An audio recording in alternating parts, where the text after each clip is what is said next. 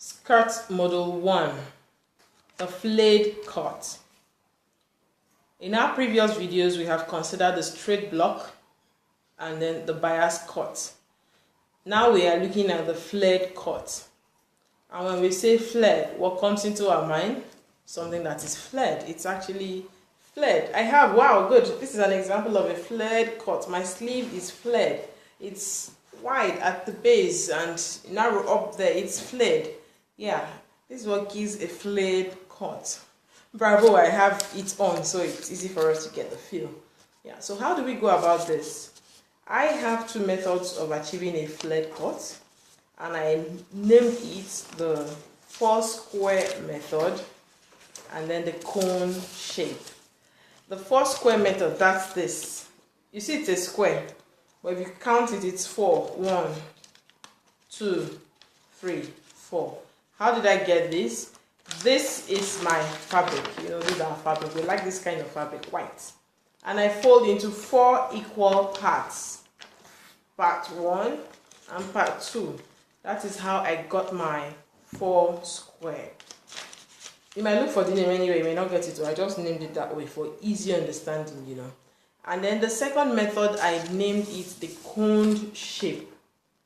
The coned shape. If you look at it critically, does it not look like the ice cream cone? Yeah. So this is a coned shape. Yeah, I know what you're asking now. Is this not the same as the bias cut? You're almost correct, but there's a difference.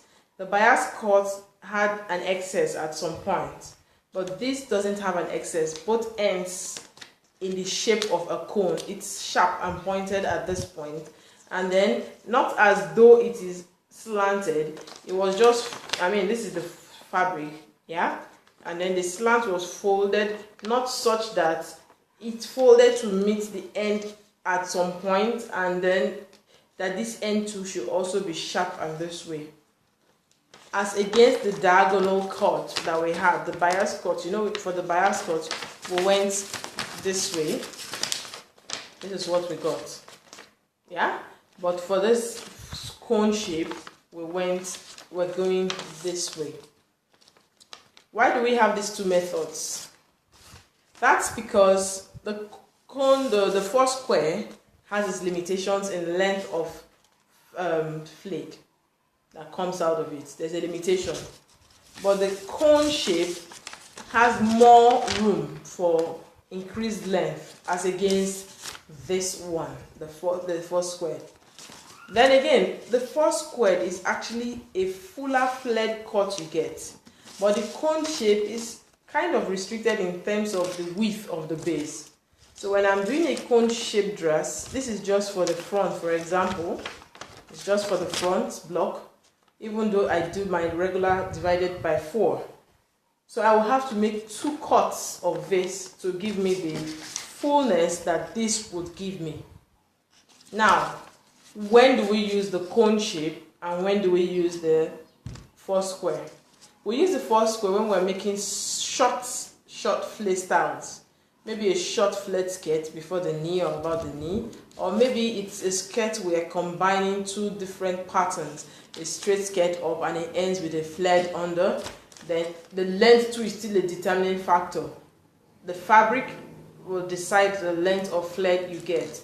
If it is regular Ankara fabric that is 45 inches for the length and then infinity for the width, you are limited to what 45 inches can do when you divide it by 2.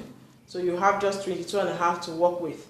So whatever it is you are doing, whatever thing you're doing, you can't exceed 22.5, worst case scenario. Yeah. So now, what do we do? For the 4 square, I identify my waist. This is my waist, where the folds, everywhere is folded at this point. If I use here, I will have a separation. It will be opened at some point. Now, and I can't use here either because it will be opened at some point. So where all the folds are able to fold without having any opening is identified as my waist area. If my waist is 30 and I have 7.5 divided by 4, I am going to identify how to get my 7.5 at this waist point. It must form an arc. Yeah. Now take a look at my arc. is not an arc.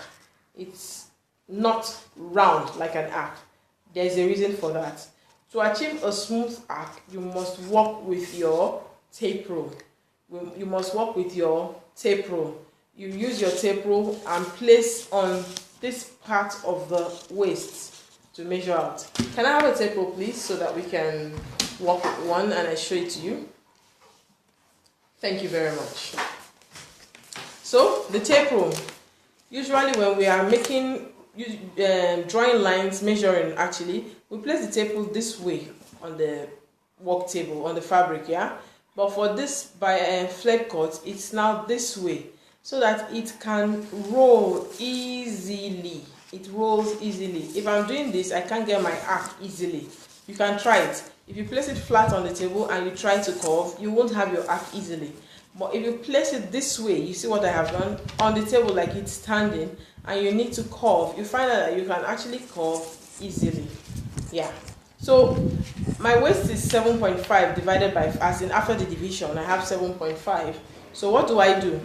I will take my tape rule in an arc position. I'll form an arc, a virtual arc as it were. Sorry, it's so windy here. So this is the arc I have formed. This is the shape I have formed like an arc. And I will put my arc, the end of one arc on 7.5. That's what I want, 7.5. So with this shape, this way in the arc form, I'm going to place it on my cone, on my foursquare, as in placing it at this point of the waist, this point. I will place that 7.5 and then mark out where it settles. For example, let's assume it is here at this point. That is where the 7.5 ends. Now, this is not the actual figures. We want to get a curve, a proper arc. That's why we're using this model. So at this point I have identified, I will take my tape rule and mark to that, measure to that point. I'm assuming it gives me 2 inches. And I will walk 2 inches all the way. This edge remaining on this point of the fabric. And I keep doing my 2 inches until I get to the other end. What do you think? It's going to be a perfect arc, isn't it? So when I do that, let me do that for you to see. Don't worry, I'll raise it up after doing this on the table. At one end, I am doing my 2 inches. I mark. I move the base, keeping the edge at one point. I mark. And I move. I mark. I move again. I mark. So when I mark and I merge everything together, we now have a curve. Did you see that? So we are going to start working with this curve. Remember, we said our measurement is 7.5. Now I will take my tape rule. I will take my tape rule and place on the curve like this to get out my 7.5. I'll follow the arc. I want to assume, okay, it's more than 7.5. So I have an excess. What do? I will come up again on this arc and maybe take half an inch and keep marking so I can get a duplicate arc. And I will take my tape rule and do the same thing. Wow, it's on 7.5. I'm done. Do you understand that? It's 7.5. I'm done. Now you heard, I didn't say you are going to make any extra, put any extra inches because you don't need it. It's all round. So that is it. So when I'm done with my 7.5 and I have the length I want to work with, if I am working with length, we are going to use this miniature. Let me see what length we have here. It's 2 inches on this end. So that means I am limited to 2 inches on this other end. So when I'm done with this arc, I will now mark my 2 inches. 2 inches until I get to the other end of the fabric. And then what do? I merge them. I join them following the marked out line so that I can get my accurate curve. So this is what you now get. Yeah. And the next step is cut it.